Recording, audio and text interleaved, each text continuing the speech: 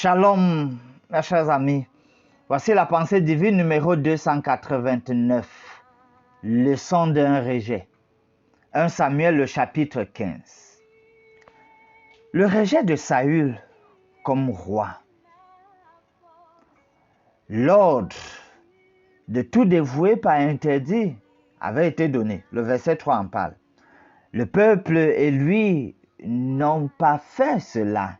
Verset 9. Et ce qu'on voit, c'est que Saül rejette la responsabilité sur le peuple. Lui, le leader, il rejette la responsabilité sur le peuple. Verset 21. Or, c'est parce qu'il craignait le peuple. Samuel déclare donc à Saül que l'obéissance vaut mieux que les sacrifices, c'est-à-dire les dons et les offrandes. Le verset 22, Samuel dit, « L'Éternel trouve-t-il du plaisir dans les holocaustes et les sacrifices comme dans l'obéissance à la voix de l'Éternel? Voici, l'obéissance vaut mieux que les sacrifices et l'observation de sa parole vaut mieux que la graisse des béliers. » Ce que nous voyons ici, c'est que la désobéissance est aussi coupable que la divination, c'est-à-dire la sorcellerie. Le verset 23 en parle. Saül se repent. Mais hélas, sa royauté est déchirée. Parce que même en se repentant, c'est que bon, voilà, le blâme va sur le peuple.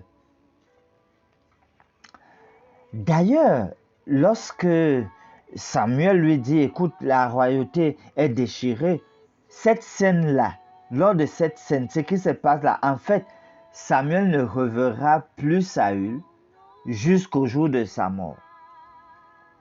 Mais je note quelque chose. La déchéance de Saül, le rejet de Saül fait pleurer Samuel. Le verset 35. Le verset 35 dit ceci. Samuel n'alla plus voir Saül jusqu'au jour de sa mort, car Samuel pleurait sur Saül, parce que l'Éternel se repentait d'avoir établi Saül roi d'Israël. Samuel pleurait. Ah, cher ami, lorsqu'on a un leader qui ne suit pas ce que Dieu dit, ça doit nous mettre en pleurs. On doit être triste, oui. C'est ce qu'on voit Samuel ici. Il pleure parce que voilà, Saül a échoué. Samuel n'était pas heureux ou triomphant, non. On peut encore voir, toujours comme leçon à tirer. La raison majeure du rejet de Saül, c'est la désobéissance.